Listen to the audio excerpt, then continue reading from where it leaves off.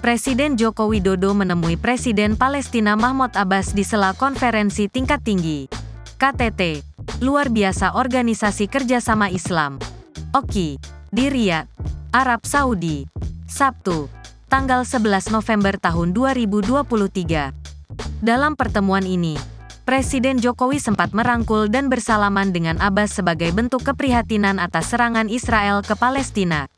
Dalam pertemuan singkat itu, Presiden Jokowi merangkul Presiden Mahmud Abbas seraya menyampaikan keprihatinan yang mendalam atas peristiwa yang terjadi di Palestina. Tulis keterangan foto yang dirilis Sekretariat Presiden. Selain Abbas, Kepala Negara juga bersalaman dan berfoto bersama dengan seluruh pemimpin negara-negara anggota OKI. Adapun KTT luar biasa OKI ini digelar untuk merespons situasi krisis di Gaza akibat serangan Israel.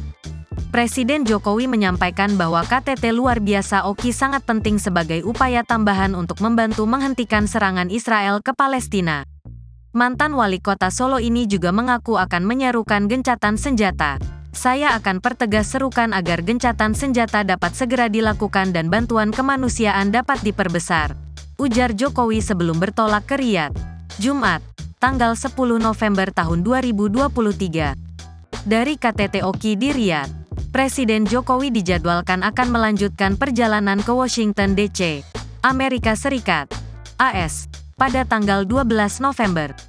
Menurut Jokowi, kunjungan ini merupakan kesempatan baik untuk menyuarakan posisi tegas Indonesia mengenai Gaza kepada Presiden AS Joe Biden.